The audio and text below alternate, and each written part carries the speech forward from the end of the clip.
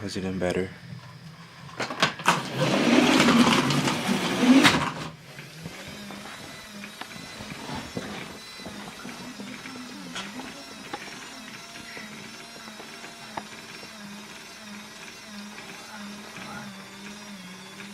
Come on, come on, come on.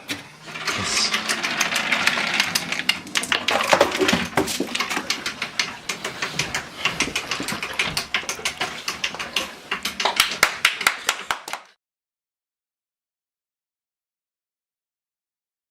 Alright, hi. So this is our run-through video for our Rube Goldberg machine for Engineering 123. We start off with a video that has Sabrina getting a dog from the Regina Humane Society. Once the video finishes, Sabrina has used a special Chinese program to get the CD to eject. Once the CD ejects, it pulls the string, which is a fishing line, that lets the marble go. Now this is our second task. In our second task, we see a whole bunch of series of chain reactions followed by marbles. So what happens is, when it pulls, it sets the first marble to go, and then the whole machine starts. So what happens is, this each marble represents Coco, and Coco moving out through the machine. So Coco goes on the couch, Coco jumps down, he jumps, knocks over a flower, plays some music, hits a light bulb, and then gets some water.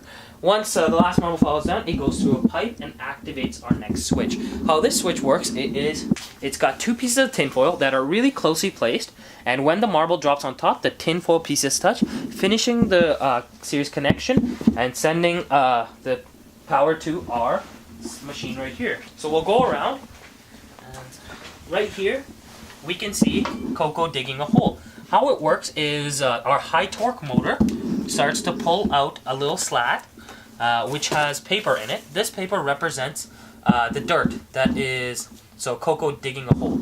Once the slat gets pulled out, the dirt drops down 10 centimeters as well. We have a string attached to this side, which is connected to a switch right here. How this switch works, it's got a wooden slat with a string attached on top, as well as tinfoil and a wire in here, and tinfoil and a wire in here. So this string pulls the wooden block and connects the two pieces together, finishing the circuit, and once the circuit finishes, it activates our next task. Right here, we're also using the same type of motor. It's a high torque motor that has two strings attached to it. How it works, it's got a two-way system to it. One way is that once it starts to pull in, first of all, it'll pull this popsicle stick, moving Coco to sit down, and then we have two lengths of string. So our first string would be Coco sitting down, and then our second string would pull out, and that would be Coco shaking a paw. Once Coco shakes a paw, it sets off our next task. Our next task is Coco running 100 centimeters, grabbing a frisbee and coming back. So you can see in her mouth that there is nothing in her mouth, but when it goes all the way around the track, you can see Coco has a frisbee in her mouth. On this side here, we have Coco climbing up a tree. So as soon as the car comes all the way, it activates a switch that's built in right here. How the switch works, it is two pieces of tinfoil attached like this. One has a wire connector here, one on the other side. Once the car pushes a wooden block, it's got a little foam end that helps it push it. It completes a circuit, and once the circuit completes, it causes a motor back here to run. You can see right here, we can take this guy off. So you can see right here, it's a two-way pulley system that has Coco chasing a cat all the way up here. So as the motor runs, it gets Coco to come all the way up here. As well, while it's going, we also have another string running the opposite direction. Once the string is pulled all the way down here, it sets off our next series of tasks. Right here, we have it attached to a wooden block that once the string pulls it, it pushes over the connector, which is basically another switch.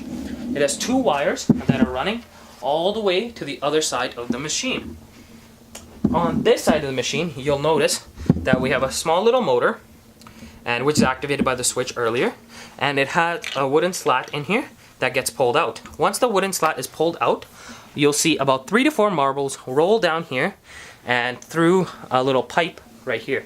This is Coco's butt, and this represents Coco taking a poop right here. So as the marbles come down, you'll see them knock over a weight into a little hole, and in this hole you can see this is the bag that all the poop is collected into.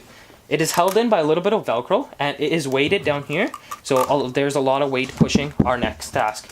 Okay, it is connected by a Jenga arm, which arm pushes out our fluid in here. So this is representing Coco's pee. It is about 250 milliliters right here. It's sitting on an unstable slat. So as soon as the Jenga block hits it, it causes the colored water to fall down into a Tupperware canal, which has a funnel attached to it. The funnel has a pipe that coils around the table into our last task, which is Coco peeing on a fire hydrant. How it works, it is a seesaw system right here. Right now, the weight of the tongue is greater than the weight of the cup right here. So as soon as the colored water falls into the cup, the weight of the cup will be a lot heavier than the weight of the tongue, which causes the seesaw system to work and causes the tongue to go up, licking Coco's face. So that is our machine.